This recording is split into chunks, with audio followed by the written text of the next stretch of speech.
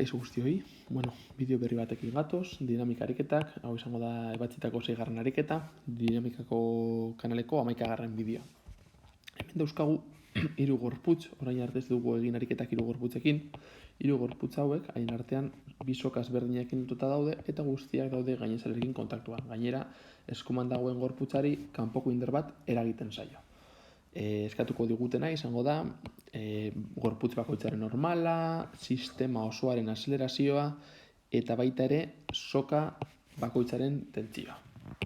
Esan bezala hau dago sistema, 3 gorputz ezberdin, bai? Eta egingo dugun lehenengo gauza izango da, kutxa bakoitza hemen jarriko dugu eta ikusiko dugu zein den gorputz bakoitzaren gainean geratzen zaigun indarren diagrama. Beti bezala hasiko gara indarre dauden edo ez begiratzen. Horretarako lehenik eta behin, pisua. Nola 3 gorputzek masa daukaten, pisu bat izango dugu, kasunetan P1, P2 eta P3. Ondoren, indar normala izango dute, gainezal batekin kontaktuan daude, bai, beraz, 3rek izango dute indar normala bakoitza berea, N1, N2 eta N3. Kanpoko indarren bat daukagu, kasunetan bakarrik 3. gorputzak dauka, hemen marraztuko dugu kanpoko indarra, F hain zuzen ere.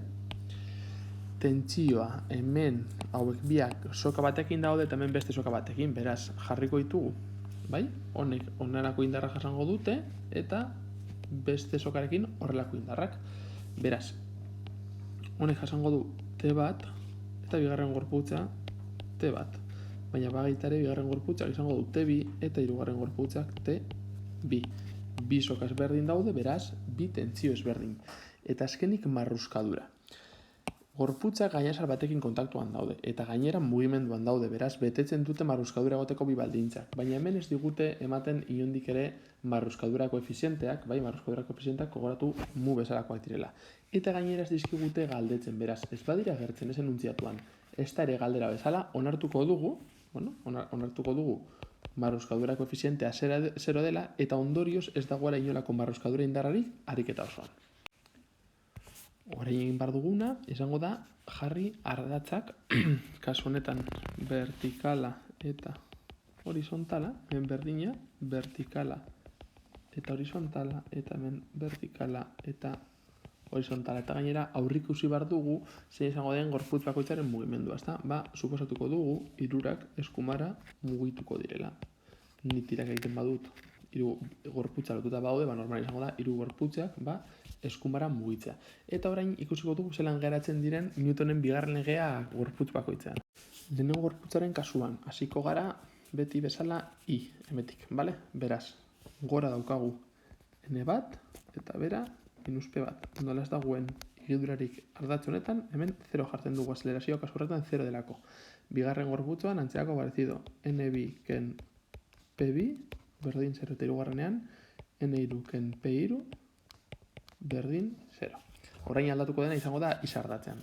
Hemetik ikusten du bakarri daukagula indar bat, beraz izango da T1 eta hau izango da dagoen indar bakarra M1 bider azelerazioa. Kasu honetan daukagu T2 eta T1. Zein jartzen dugu positibo, zein negatibo. Jarriko dugu positiboa azelerazioaren noranzko berdina daukana. Kasu honetan T2 ken T1 berdin M2 bigarren gorputza delako bider azelerazioa.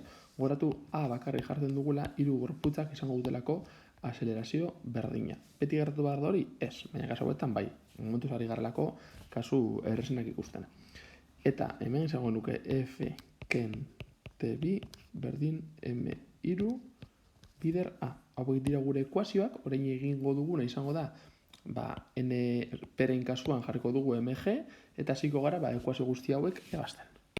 Hauek dira lehenengo gorputzeko ekuazioak, hauek biak dira bigarren gorputzaren ekuazioak, eta hauek dira 3. gorputzaren ekuazioak. Egin dugu lehenengo gauza, M1, M2 eta M3 agertzen zilekuetan, 10 jarri dugu.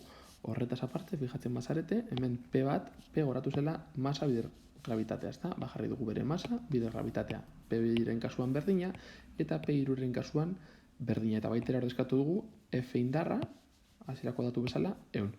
Hau da daukaguna, Eta hemen dauzkagu 1, 2, 3, 4, 5, 6 ekuazio eta dauzkagu 1, 2, 3, 4, 5 eta 6 ezezagun. Orain egingo duguna da jarriko ditugu gure ezezagunak gorriz, horrela geratuko ziren, ez dakit baten bat jaten ari nahi zen, uste dut ezetz. Eta beti hasi behar zarete, ezezagun gutxien daukaten ekuazioekin. Kasu honetan 1, 2 eta 3 hauek daukate bakarrik ezezagun bat. Beraz, hauek oso erraz lortuko ditugu. Eta beste hauek daukate honek 2 ezezagun, honek 2 ezezagun eta honek 3.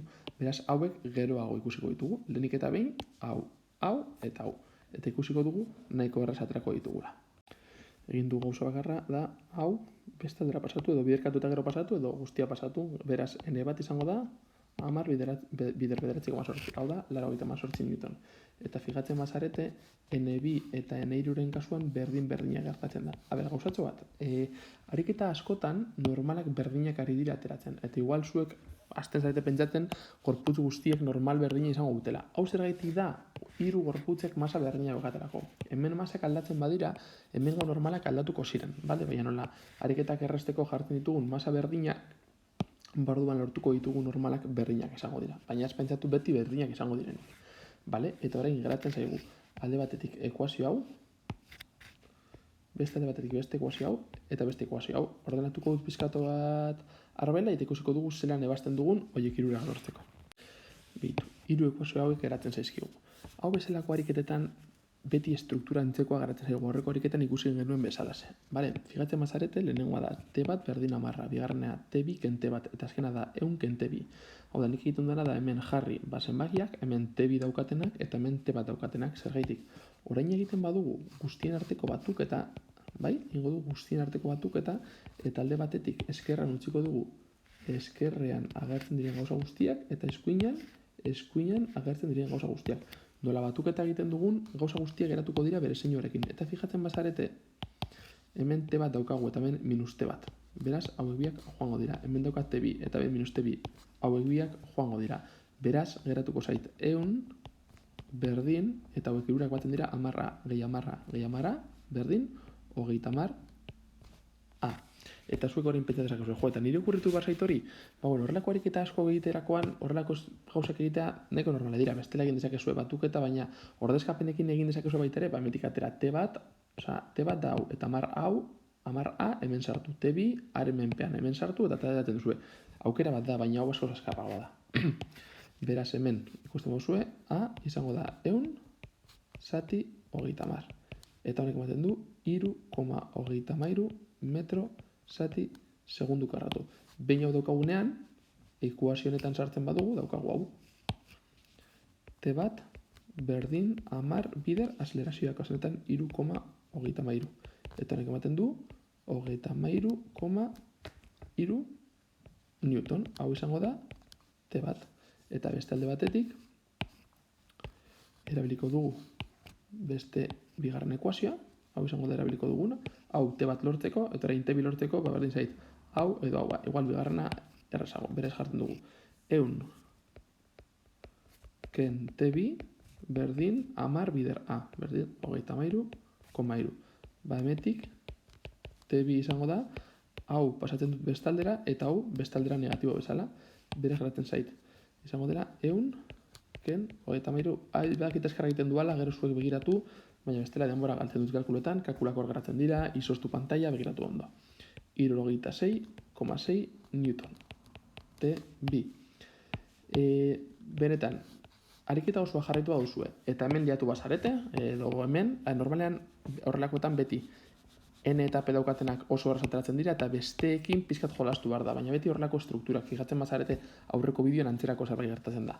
Joango zarete kaio hartzen, horrelako ariketa asko egiten, eta ni lehenengo gunean egin nuenean, hau ez zitzaidan okurrituko nire txirip, así que lasaitasunarekin. Bideoa gustatu bazaizu eta horrelako gehiago edo beste gai batzuetakoan nahi baduzue, suskribatu zaitezte kanalera, idatzi iruzkinetan zer nahi duzuen, edo bestela Twitter kontuaren bidez baita ere eskatu aldituzue bideoak eta salpena. Eskerrik asko eta agur.